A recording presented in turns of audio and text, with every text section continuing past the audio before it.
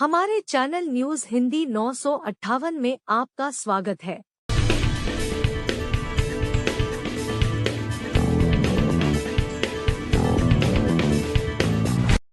आज के समाचार हैं।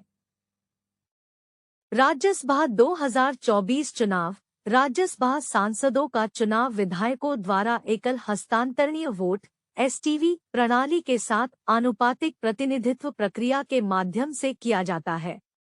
कांग्रेस शासित हिमाचल प्रदेश और उत्तर प्रदेश से भारतीय जनता पार्टी के पक्ष में क्रॉस वोटिंग की खबरें आई हैं, जहां 3 राज्यों की 15 राज्यसभा सीटों के लिए मतदान में समाजवादी पार्टी के 7 विधायकों ने भाजपा के लिए मतदान किया।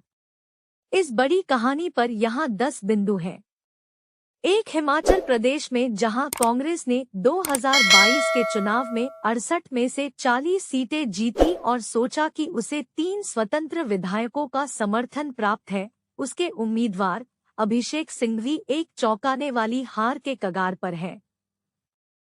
पहाड़ी राज्य में भाजपा के केवल 25 विधायक हैं, लेकिन 6 कांग्रेस नेताओं और 3 निर्दलीय विधायकों की क्रॉस वोटिंग से उसे फायदा हुआ है।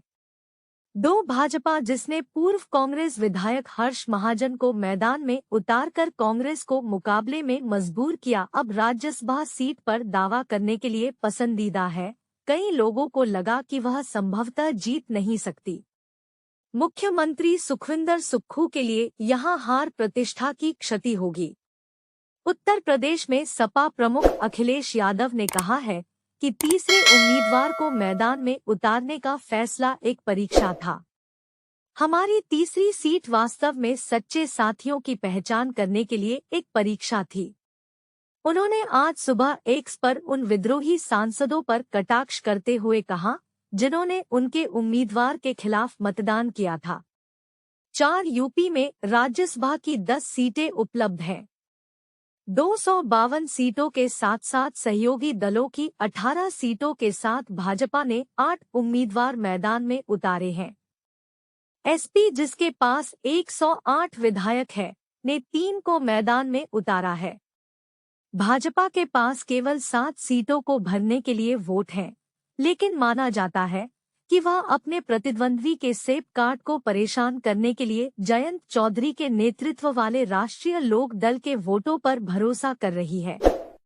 सपा के 5-7 विधायकों ने की क्रॉस वोटिंग। यह श्री यादव के लिए आज सुबह एक बड़े झटके के बाद आया है, जब उनके मुख्य सचेतक और 4 अन्य को भाजपा के आरपीएन सिंह और उप मुख्यमंत्री बृजेश पाठक के साथ फॉर विक्ट्री का संकेत देते देखा गया था।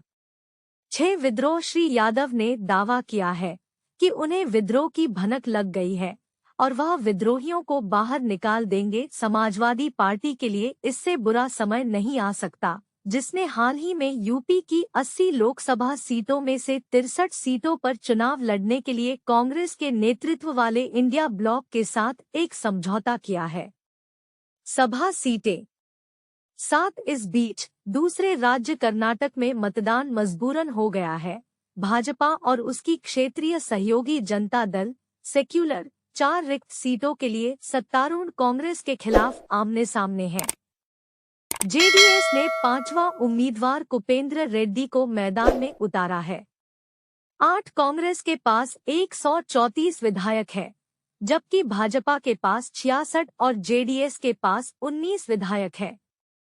कांग्रेस ने 2 स्वतंत्र विधायकों के समर्थन का भी दावा किया है।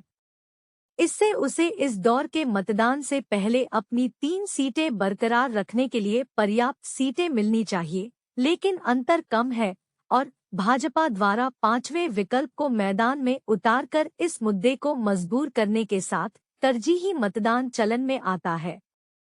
10 इनके अलावा 41 सीटें निर्विरोध भरी जा चुकी है। नए सांसदों की सूची में पूर्व कांग्रेस प्रमुख सोनिया गांधी, भाजपा प्रमुख जेपी नड्डा और केंद्रीय मंत्री अश्विनी वैष्णव और एल मुरुगन के साथ साथ पूर्व कांग्रेसी अशोक चव्हाण भी शामिल हैं, जो अब भाजपा में है।